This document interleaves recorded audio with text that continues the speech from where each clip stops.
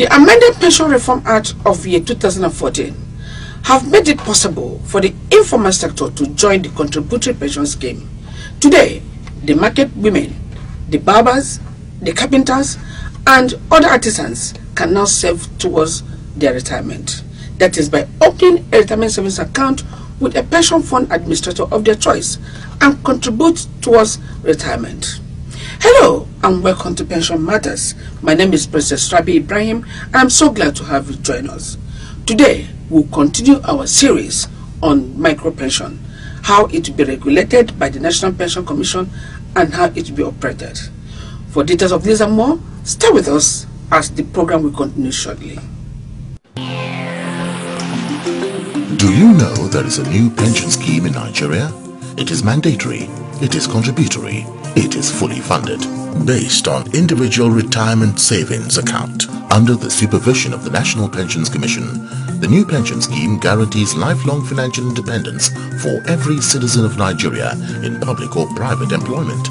PENCOM says it's a new dawn. Call the National Pensions Commission now or log on to www.pencom.gov.ng for further details. PENCOM, your contribution counts. If you're just joining us, the program is Pension Matters and it's now time for Adanze Okorocha to tell us what is trailing in the pension industry. Adanze, over to you. Thank you very much, Princess. Hello viewers, welcome to Pension Trail. This is where we give you the latest updates and happenings in the pension industry. My name is Adanze Okorocha. First, pension operators tax on product diversification.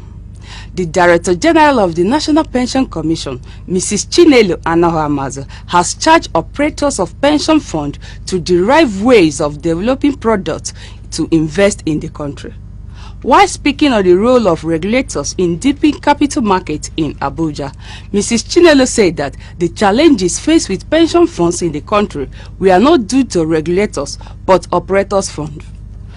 She says that pension fund administrators are not constrained by regulatory policies but by their inability to generate products to invest in.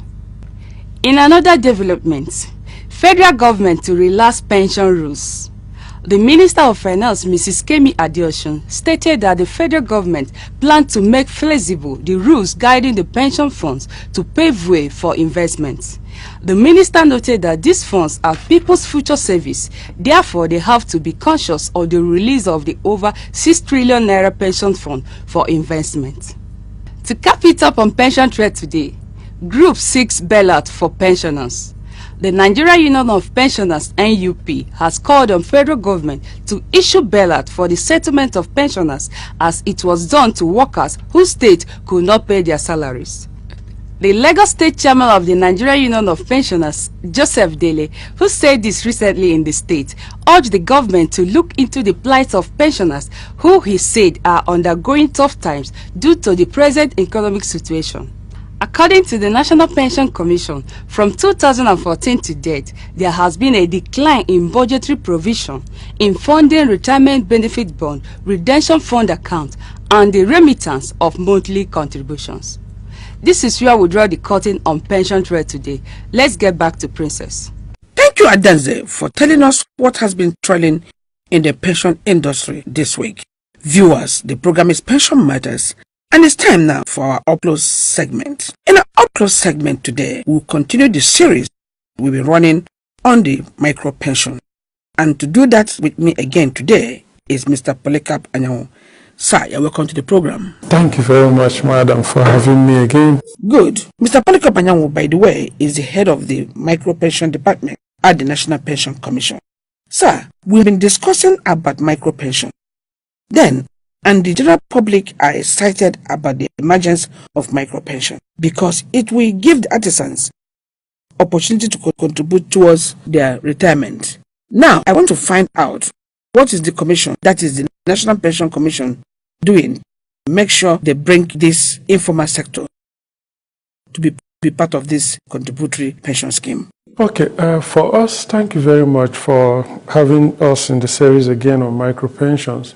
For us at the Commission, we started as early as 2012-13 to engage consultations with the informal sector, which led to provision of an article in the PRA 2014, which brought in the informal sector into the contributory pension system. Prior to that 2014, there is no legal framework for them to participate in the scheme. Okay. So after that, the Commission has taken a step further to come up with a 5-year strategic plan.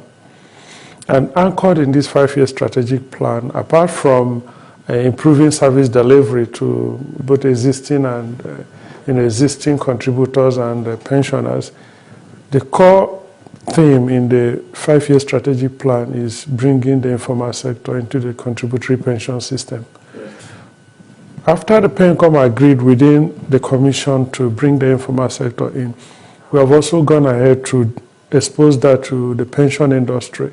And the pension industry also agreed and adopted that, yes, it's time to bring the informal sector into the contributory pension system. So having done that, we are now at the implementation stage of doing this. And to give the necessary impetus to it, the Commission has created a micropensions department and populated it with the best, if I can say, that is in the Commission to now reach out to these informal sector people. So the department itself has commenced, has scanned the environment, if I can say. We've looked at the payment systems in Nigeria. We've looked at the structure of the informal sector. We know that these people have all sorts of unions, associations, cooperatives, that are a bit well organized, The issue that they are informal is the fact that maybe they're not in the books of FIRS, they're not within CAC, so you can't track them in the usual formal ways. But apart from that, most of them are well organized into associations and unions. So we are taking our time to engage them, sensitize them, also understand their preferences, what are their challenges, so that when we now roll out and say, okay, come and start contributions, we are already grounded in everything about them, and we are already very sure that it's going to be a very successful scheme. Some of them are even eager already to start contribution. I met about few of them recently who asked me when can they start contributing, and I had to explain to the lady that she need to open a retirement savings account before she can start contributing. That's by the way. Now that the Commission, you have this drive towards bringing this informal sector into the contributory pension scheme, I want to know what will be the benefit of bringing these people into this contributory pension scheme. Yes. People that are working in the informal sector, we have taken our time to study how they behave and their characteristics. Some of these people, they get a lot of money today, tomorrow they will not get. Some of their work is not like salaried work that, you are sure that every month you are getting a particular amount of money. So sometimes they have a lot of money, sometimes they don't have. So when they start contributing into the pension system, it will enable them at those times that they have a lot of money, they'll set aside some for pension, so that when they are old, this issue of old age poverty will not be there again. This notion of pension is only for people working for government is what we want to clear from the minds of our people. Pension is to be for everybody, So you start contributing when you have money, you set aside some for pension.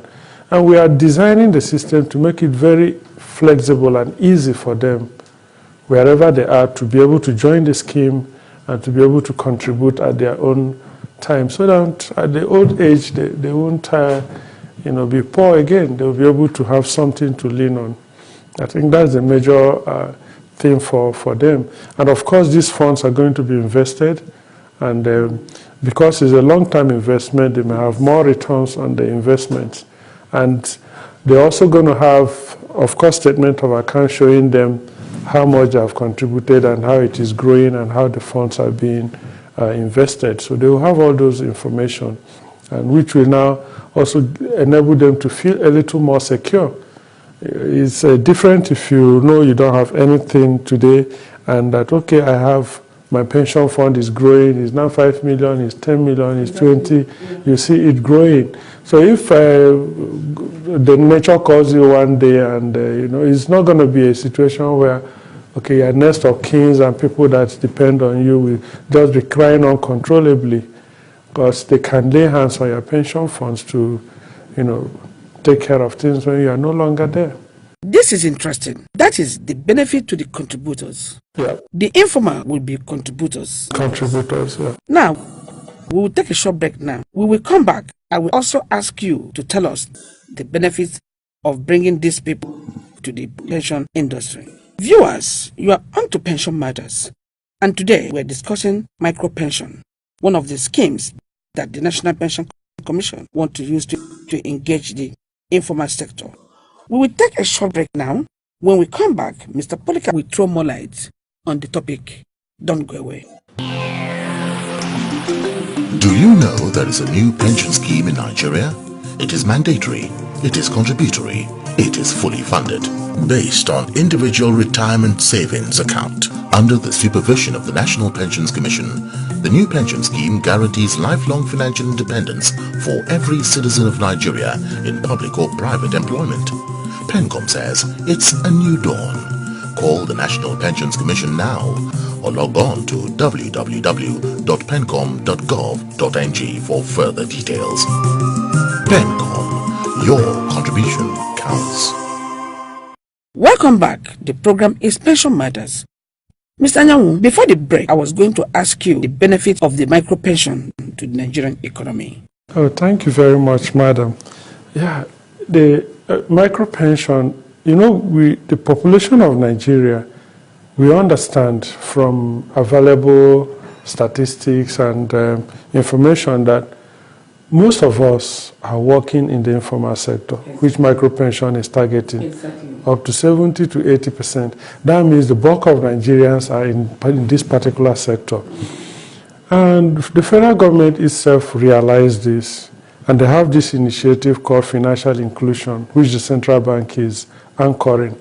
So we're all working together to improve financial literacy, to bring these people that are not having bank accounts, that are hitherto not in any form, way or the other, included in any financial transactions that the government is kind of having, is fully aware of or is regulated, like maybe having a bank account, insurance, or pension. So if these people join, is a whole large pool of individuals that will come into the financial inclusion. They will become part of using the financial services of Nigeria, particularly for pension. Pension are usually funds that are contributed and kept and invested, that probably somebody is 30 years is contributing and he will not take his money until he's 60 years. So you have like a 30-year period during which you could invest these funds in all facets of the economy. Like most of the funds now in federal government bonds. Who knows, if you didn't have pension fund of 3, 4, 5 trillion, probably the bond market couldn't have been, that robust the way it is now. So it will impact seriously on the economy because more people will contribute. You have a larger pool of pension funds that could be invested. Even we are talking of investing in infrastructure. I know PENCOM, we are desirous of using pension money for infrastructure, but the issue is you have to set up the enabling environment, because back in our hearts is safety of these funds. So the environments, the products have to be there to attract pension funds to invest in infrastructure. So, but you can invest only to the extent of what you have. So we are believing that if these people come, the contributions they will make will enhance the savings in the pension industry, which will rub off on the pool of funds that the economy will benefit from in one way or the other.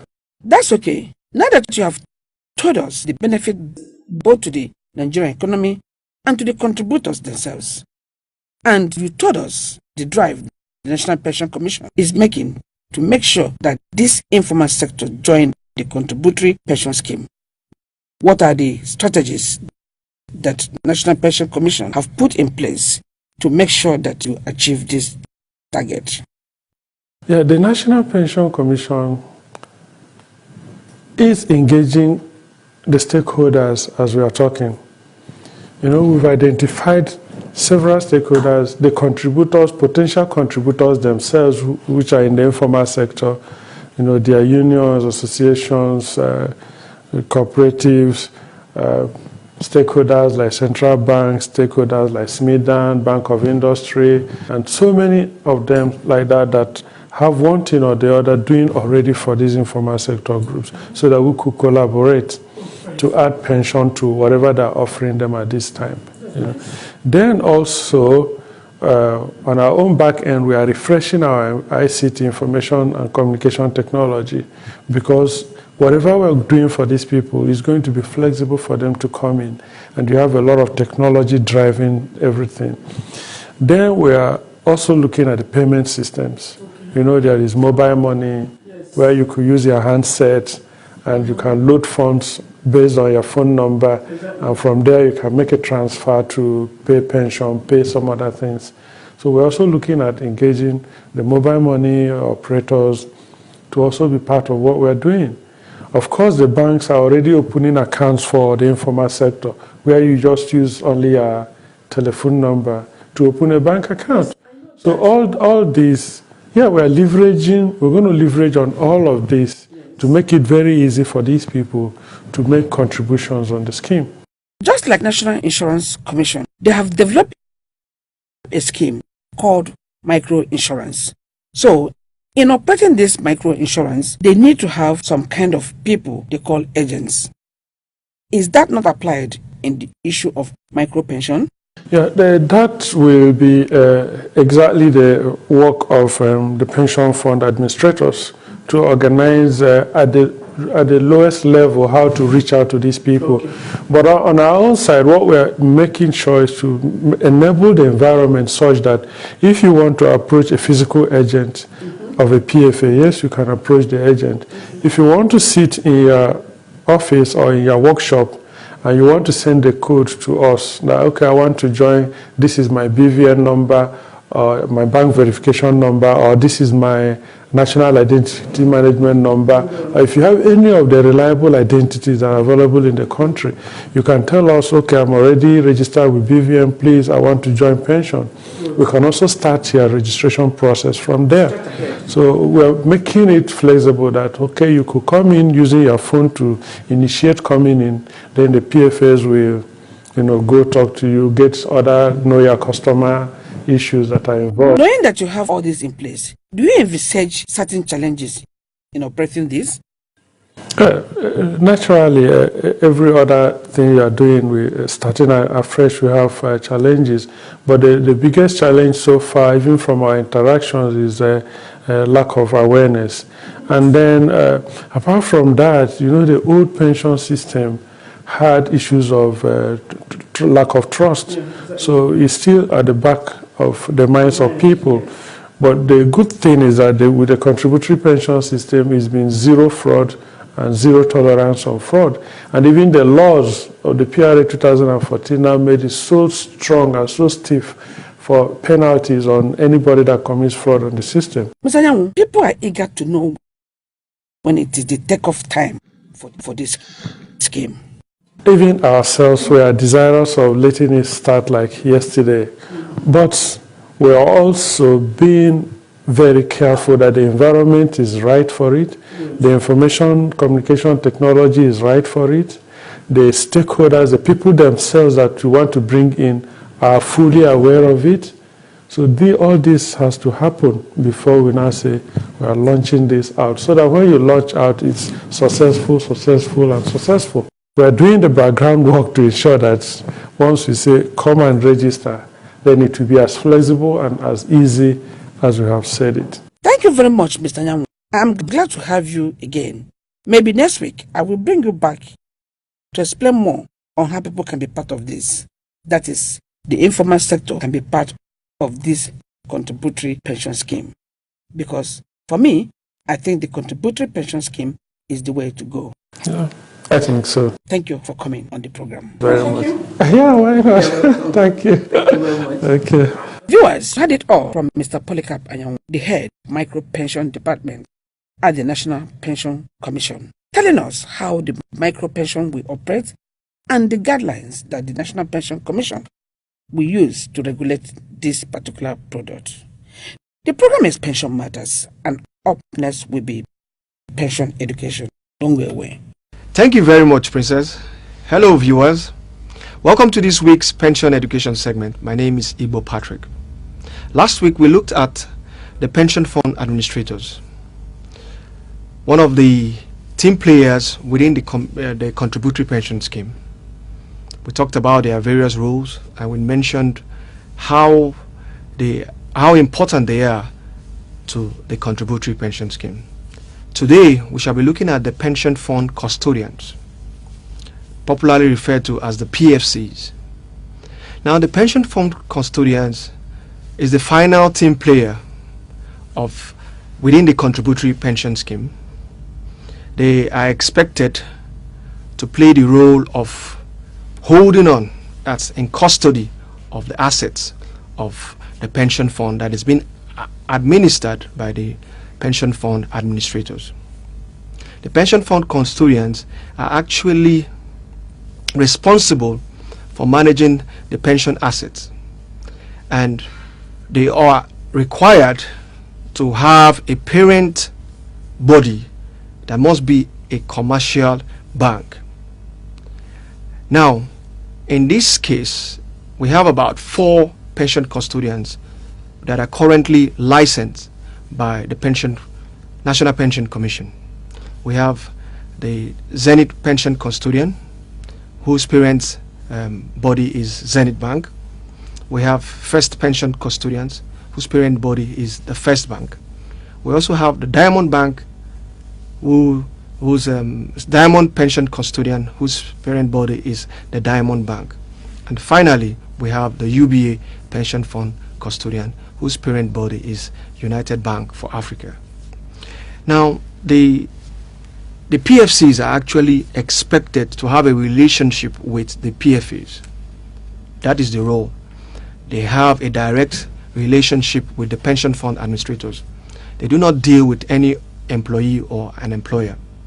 What is expected is that once you have remitted your funds through the parent organization, which is the bank, they are in turn expected to forward the details of what has been remitted into the retirement savings account and notify the pension fund administrators of the funds that have been received.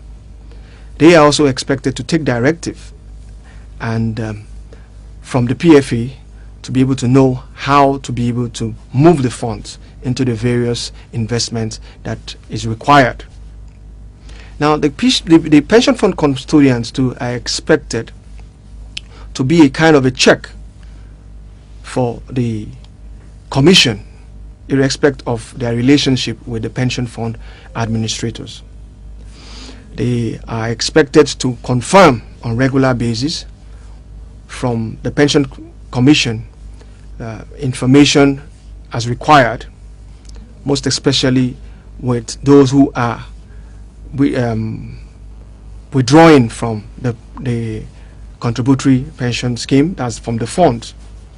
They are expected to ensure that payments that are made are in line with the approvals given by the pension commission. The PFC, which is the final team player, is expected to continue to ensure that we have stability within the contributory pension scheme. Thank you very much, viewers. See you next week. Thank you, Mr. Patrick, for that pension education. At least our viewers have been able to know the responsibilities of their pension fund administrator. Viewers, on that note, we've come to the end of our program for today. That's our package of pension matters for this week. But for your comment and questions, you can reach us on our Facebook page, Twitter handle, and send text message on the number that are all on your screen right now. Until I come your way next week, I remain yours, Princess Rabi Ibrahim, and I urge you to enjoy your weekend.